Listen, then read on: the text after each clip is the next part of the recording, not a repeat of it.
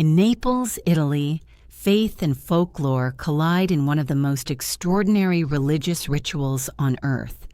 3 times a year in the Grand Cathedral of Naples, thousands of people gather to witness something they believe defies science and reason.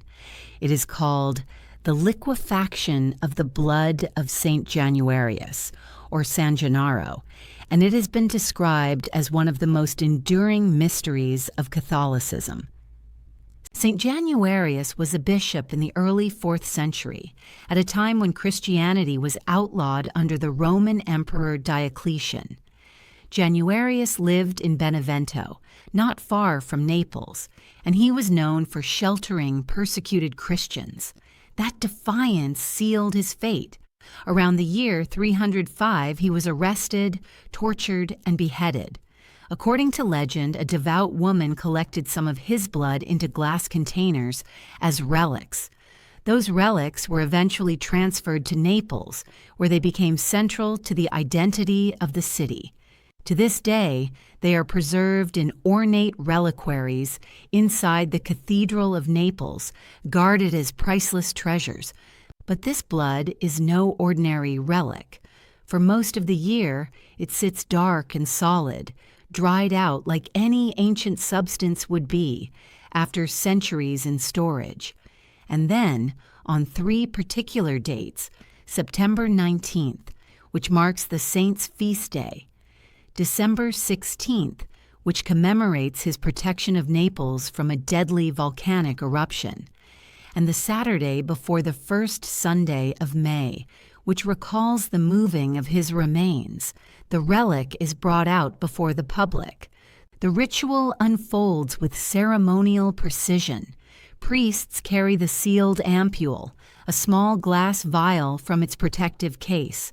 The crowd, packed tightly into the cathedral, leans forward, eyes wide with anticipation. Old women clutch their rosaries, murmuring prayers under their breath. The archbishop holds the vial up in the light, tilts it gently, and peers inside. And then, if tradition holds true, the solid, congealed matter inside loosens, softens, and turns into a flowing red liquid. Sometimes the change happens within minutes. Sometimes it takes hours of prayer and chanting. But when it happens, the cathedral erupts with joy. Bells ring, songs are sung, and the faithful believe Naples has once again been spared disaster. To outsiders, this might sound like a quaint piece of Catholic theater, but to Neapolitans, the liquefaction is serious business. For centuries, the ritual has been seen as a direct message from their patron saint. If the blood liquefies, the city is safe. If it does not, the people fear calamity. And history has only fed these fears. In 1527, the miracle failed to occur, and that same year, Naples was struck by a devastating plague that killed tens of thousands. In 1980, the blood again refused to liquefy, and weeks later, southern Italy was shaken by a catastrophic earthquake that claimed nearly 3,000 lives. These coincidences have cemented the ritual as a barometer of fortune for the city. The ritual is not just a religious event. It has become a cultural phenomenon. Streets around the cathedral overflow with vendors selling candles, medals, and trinkets of San Gennaro. Families treat the feast day like a holiday, gathering together for food and celebration. And yet beneath the festivities, there is tension. Everyone waits for the moment when the priest lifts the vial and declares the blood liquid once again. The crowd gasps, shouts, claps, and bursts into cheers. Even skeptics admit it is an electrifying atmosphere. Of course, scientists have tried to explain it. Over the centuries, many have proposed theories. Some suggest that the vial does not even contain blood at all, but a mixture of substances that create the illusion of blood liquefying. Chemists have speculated that it could be a thixotropic gel, a kind of material that behaves like a solid until it is agitated, at which point it becomes liquid. Substances like cornstarch in water or certain clays exhibit this property. Others have argued that the phenomenon could be tied to changes in temperature or air pressure within the cathedral, especially given the heat of so many bodies crowded into one place. In 1991, a team of Italian scientists experimented with iron-based compounds and managed to reproduce a similar effect, proving that it was chemically possible. But here's the catch. The Church has never allowed the vial to be opened, tested, or studied under laboratory conditions. That means no one knows for sure what's inside. The refusal fuels suspicion among skeptics and reverence among the faithful. Skeptics insist the Church has everything to gain by keeping the mystery alive. Believers counter that faith does not need proof, and that the unpredictability of the liquefaction, sometimes quick, sometimes delayed, sometimes absent altogether, cannot be explained so neatly. Over the centuries, kings, popes, and scientists have all attended the ritual. During the Middle Ages, rulers would anxiously wait for the result before making political decisions.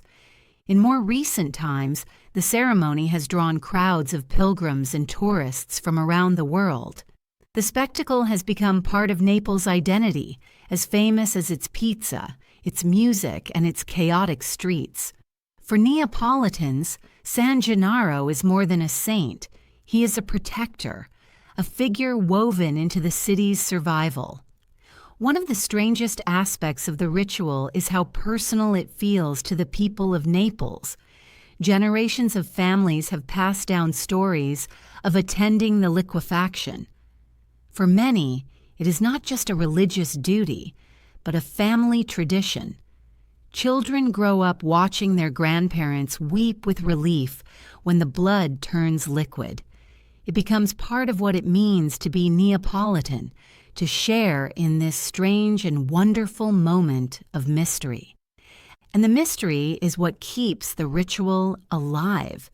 Because even in the modern world where satellites orbit the Earth, surgeons replace hearts, and physicists split atoms, here is a city that still gathers in candlelight to stare at a vial and pray for a miracle. Whether one believes it is divine or natural, the liquefaction of Saint Januarius' blood has power. It creates community. It stirs hope. It binds a city to its past and its future. Critics scoff and call it superstition. Supporters call it faith. And the debate itself seems to be part of the ritual.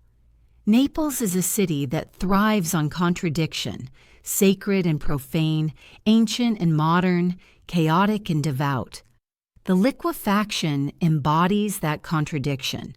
It is science and religion locked in a dance, with neither side fully able to claim victory.